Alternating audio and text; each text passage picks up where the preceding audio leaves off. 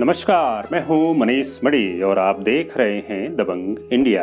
अगर आपने हमारे YouTube चैनल दबंग इंडिया को अभी तक सब्सक्राइब नहीं किया तो सब्सक्राइब जरूर करें।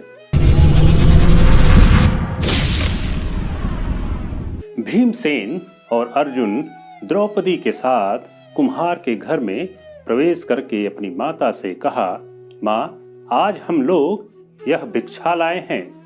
अपने पुत्रों और भिक्षा को देखे बिना ही माता कुंती ने घर के भीतर से ही कहा, पांचों भाई मिलकर उसका उपभोग करो। लेकिन बाहर निकलकर जब कुंती ने देखा कि यह तो राजकुमारी द्रौपदी है, तब उन्हें बहुत पश्चाताप हुआ। उनके मुख से यह क्या निकल गया। तभी युधिष्ठिर व अन्य भाई भी वहां उपस्थित हुए। युधिष्ठिर से कुंती बोली, बेटा, जब भीमसेन और अर्जुन राजकुमारी को लेकर भीतर आए, तब मैंने बिना देखे कह दिया कि तुम सब लोग मिलकर इसका उपभोग करो। मैंने आज तक कोई बात झूठी नहीं कही है। अब तुम कोई ऐसा उपाय बताओ जिससे द्रौपदी के साथ अधर्म न हो और मेरी बात भी झूठी न हो।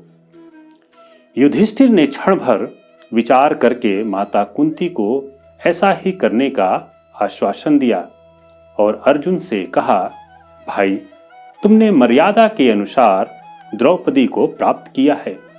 अब विधि पूर्वक अग्नि प्रज्वलित करके उसका पाणी ग्रहण करो। तब अर्जुन ने कहा, आप मुझे अधर्म का भागी न बनाए। पहले आप, तब भीमसेन, तदंतर मैं विवाह करूं, फिर मेरे बाद नकुल व सहदेव। ऐसा ही माता की आज्ञा है। इस विकट परिस्थिति के उत्पन्न हो जाने से द्रौपदी और पांचों भाई एक दूसरे को देखे जा रहे थे। पांचों भाइयों को कोई उपाय दिखाई नहीं दे रहा था।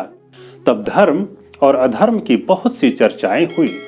द्रौपदी के साथ कोई अन्याय न हो, इसका भी महत्व था।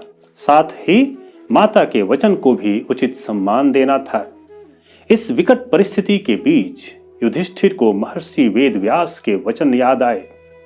महर्षि ने वन में पहले ही पांडवों को बतला दिया था कि तुम पांचों भाइयों का विवाह एक ही कन्या के साथ होगा। यह नियत किया गया है। तब युधिष्ठिर ने महर्षि के वचनों का स्मरण कर निश्चय पूर्वक कहा कि द्रौपदी हम सब भाइयों की पत्नी होगी। श्री कृष्ण ने स्वयंवर में ही पांडवों को पहचान लिया था।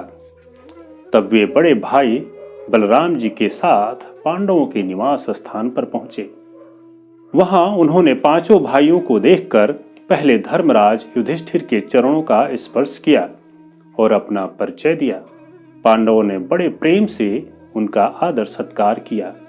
दोनों भाइयों ने अपनी बुआ कुंती के चरणों में प्रणाम किया और बताया कि स्वयंवर में अर्जुन और भीमसेन के अतिरिक्त वहां उपस्थित महारथियों को कौन पराजित कर सकता था।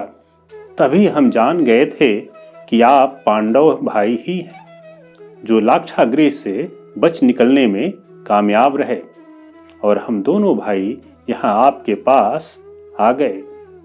कुशल क्षेम के बाद श्री कृष्ण ने कहा, हम लोग यहाँ अधिक देर तक नहीं रुकेंगे। अगर ज्यादा देर तक हम लोग रुके रहे तो आप सभी पर शक होने लगेगा। इसलिए हम लोगों को अपने गंतव्य पर जाने की अनुमति दीजिए। युधिष्ठिर की अनुमति से श्री कृष्ण और बलदेव जी उसी समय लौट गए। इधर माता कुंती के आदेश और समय की नियति को मान पांचों भाई द्रुपद पुत्री राजकुमारी द्रौपदी के साथ विवाह के लिए एकमत हुए। तब निश्चय किया गया कि शुभ मुहूर्त में पांचों भाई द्रौपदी के साथ विवाह संपन्न करेंगे।